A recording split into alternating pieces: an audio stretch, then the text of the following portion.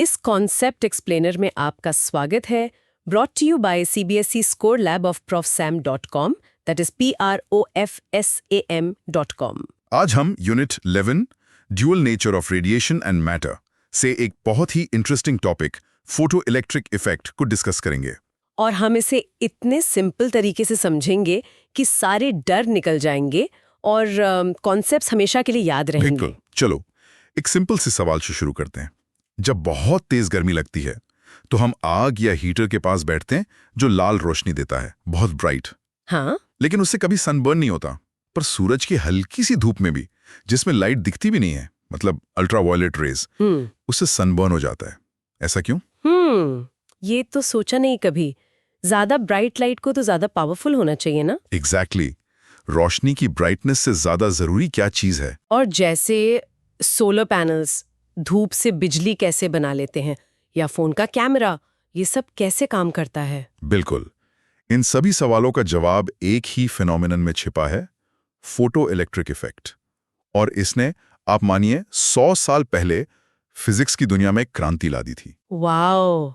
तो चलिए इसको आसान भाषा में समझते हैं। चलो इसको बिल्कुल जीरो लेवल से समझते हैं। सोचो, लाइट एक एक्टर है जो दो अलग अलग रोल प्ले कर रहा है। ओके, दो रोल्स। एक सीन में, जैसे इंटरफेरेंस या डिफ्रैक्शन, वो एक वेव या लहर की तरह बिहेव करता है, फैलता हुआ, कंटिन्यूअस। ठीक है। लेकिन दूसरे सीन में, यानी फोटो इलेक्ट्रिक इफेक्ट में, वही एक्टर एक पार्टिकल या कण की तरह बिहेव करता है, एक छोटा सा पैकेट जो आकर टक्कर मारता है। पार्टिकल मतलब एक छोटी सी बॉल जैसा? हाँ, एक गोली जैसा। इस पार्टिकल पैकेट को हम फोटॉन कहते हैं। तो फोटो इलेक्ट्रिक इफेक्ट का कोर आइडिया बस ये है कि जब लाइट किसी मेटल सरफेस से टकराती है तो वो एनर्जी के छोटे छोटे पैकेट्स, यानी फोटॉन्स की तरह बिहेव करती है। अच्छा। और हर फोटॉन अपनी सारी की सारी एनर्जी बस एक ही इलेक्ट्रॉन को दे देता है। मतलब आती तो वेव जैसे दिखती है, पर जब मैटर से इंटरैक्ट करती है तो पार्टिकल्स की तरह बिहेव करती है, ऐसा कुछ? बिल्कुल। इसे समझने के लिए एक कॉन्सर्ट का एग्जाम्पल लेते हैं। मान लो एक कॉन्सर्ट में एंट्री के लिए एक रूल है, आपकी हाइट एक मिनिमम थ्रेशोल्ड से ज्यादा होनी चाहिए। ओके। ये हाइट जो है वो लाइट की फ्रीक्वेंसी यानी उसके कलर जैसी है। ठीक है, तो हाइट मतलब फ्रीक्वेंसी, समझ गई। हाँ। अब सोचो एक बहुत लंबा आदमी, यानी एक हाई फ्रीक्वेंसी फोटॉन जैसे वायलेट लाइट, अकेले भी आएगा तो उसे एंट्री मिल जाएगी। राइट, क्योंकि उसकी हाइट अकेली ही काफी है। एग्जैक्टली। लेकिन अगर 50 छोटे बच्चे, यानी लो फ्रीक्वेंसी फोटॉन्स जैसे रेड लाइट, एक साथ भी आ जाएं, उन्हें एंट्री नहीं मिलेगी। क्यों? भीड़ तो ज्यादा है। क्योंकि हर एक की हाइट उस थ्रेशोल्ड से कम है। भीड़ कितनी भी हो, यानी लाइट कितनी भी ब्राइट हो, उससे फर्क नहीं पड़ता। रूल हाइट का है, भीड़ का नहीं। अब समझी। तो रेड लाइट कितनी भी ब्राइट क्यों ना हो, उसके हर फोटॉन की हाइट यानी एनर्जी कम है, इसलिए वो इलेक्ट्रॉन को नहीं निकाल पाती। करेक्ट। और वायलेट लाइट भले ही डिम हो, उसका हर फोटॉन लंबा या एनर्जेटिक है, इसलिए वो एक ही टक्कर में इलेक्ट्रॉन को बाहर निकाल देता है। परफेक्ट, बिल्कुल सही। और मेटल के अंदर से इलेक्ट्रॉन को बाहर निकालने के लिए जो मिनिमम एनर्जी चाहिए उसे वर्क फंक्शन कहते हैं। ये कॉन्सर्ट का मिनिमम हाइट रिक्वायरमेंट है। Work function. ठीक है, चलो अब देखते हैं कि एनसीईआरटी इस फिनोमेना को कैसे डिफाइन करता है। क्या आप चैप्टर 11 के एंड में दी गई समरी का पॉइंट नंबर 2 पढ़ सकती हैं? जी, यहाँ लिखा है, photoelectric effect is the phenomenon of emission of electrons by metals when illuminated by light of suitable frequency. इसमें suitable frequency का क्या मतलब है? Good question. Suitable frequency का मतलब वही minimum height है जिसके बारे में हम बात कर रहे थे। अच्छा, कॉन्सर्ट वाला थ्रेशोल्ड। हाँ, वो मिनिमम फ्रीक्वेंसी जिसके नीचे इलेक्ट्रॉन नहीं निकलेगा, चाहे लाइट कितनी भी इंटेंस क्यों ना हो। इसे थ्रेशोल्ड फ्रीक्वेंसी कहते हैं और इसको न्यू नॉट से डिनोट करते हैं। New not, okay. इसको आइंस्टाइन ने एक बहुत ही सिंपल सी इक्वेशन से समझाया। उन्होंने कहा कि जो फोटॉन आता है उसकी टोटल एनर्जी जो होती है E=hν, वो दो हिस्सों में खर्च होती है। दो हिस्सों में कैसे? फंक्शन को ओवरकम करने में, जिसको हम φ0 लिखते हैं, यानी इलेक्ट्रॉन को मेटल से आजाद कराने में। ये कॉन्सर्ट की टिकट का फिक्स प्राइस है। ठीक है, पहला हिस्सा टिकट खरीदने में गया। बिल्कुल।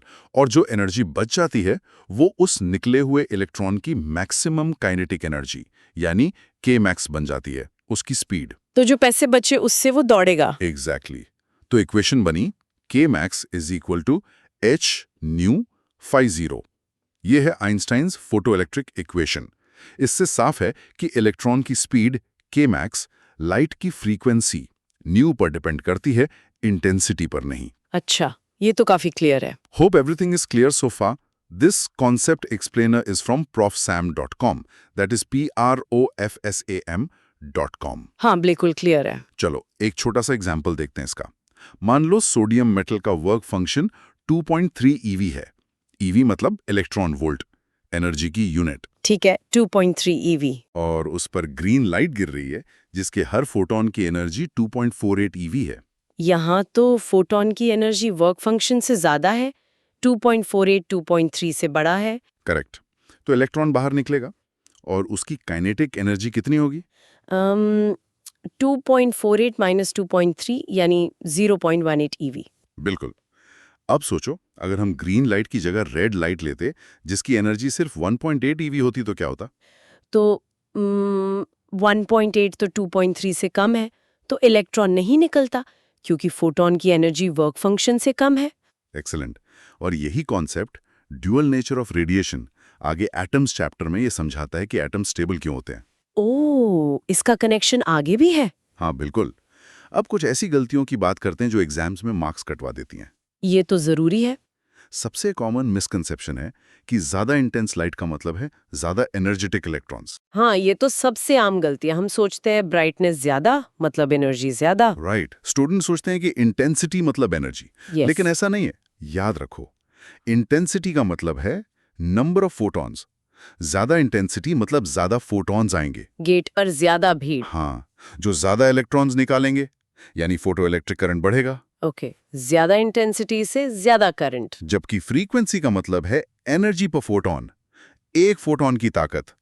ज्यादा फ्रीक्वेंसी मतलब हर इलेक्ट्रॉन ज्यादा काइनेटिक एनर्जी यानी स्पीड से निकलेगा। अच्छा, तो intensity decides how many and frequency decides how fast, ऐसे बोल सकते हैं? Exactly. Perfect way to remember it. एक और गलती, लोग सोचते हैं कि फोटो इलेक्ट्रिक इफेक्ट सिर्फ मेटल्स में होता है। हाँ, अभी तक तो हम मेटल्स की बात कर रहे थे। लेकिन ये यूनिवर्सल है।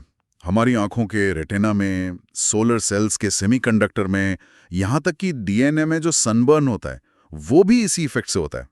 बस वहां वर्क फंक्शन का नाम बदलकर बाइंडिंग एनर्जी या बैंड गैप हो जाता है। ओह वाओ, ये तो हर जगह है। इसको हमेशा याद रखने के लिए एक सिंपल लाइन है, frequency funds the escape, intensity funds the crowd. Frequency escape fund करती है, इंटेंसिटी क्राउड फंड करती है। ये अच्छा है। एक जेस्चर भी है। जब हाई फ्रीक्वेंसी सोचो तो अपनी उंगलियों को पास पास ले आओ, जैसे एक आरी के दांत, हाई एनर्जी। और लो फ्रीक्वेंसी के लिए उंगलियों को दूर दूर कर लो, gentle waves, low energy. Visualise करने के लिए अच्छा है। और सबसे अच्छा तरीका है एटीएम एनालॉजी। सोचो मेटल एक एटीएम है। इलेक्ट्रॉन निकालने के लिए आपको एक फोटोन कार्ड इंसर्ट करना है। कार्ड की वैल्यू है HV। ओके। एटीएम एक टोल काटता है जो है वर्क फंक्शन, और बचा हुआ पैसा आपको कैश यानी काइनेटिक एनर्जी के रूप में मिल जाता है। और अगर कार्ड की वैल्यू टोल से कम है तो ट्रांजैक्शन डिनाइड। सिंपल। ये एटीएम एनालॉजी बेस्ट है। तो आज की पूरी चर्चा को 3 सिंपल पॉइंट्स में समराइज करते हैं। ठीक है। पॉइंट नंबर 1, लाइट जब मैटर से इंटरैक्ट करती है तो वो एनर्जी के डिस्क्रीट पैकेट्स यानी फोटॉन्स की तरह बिहेव करती है। Okay, light as photons.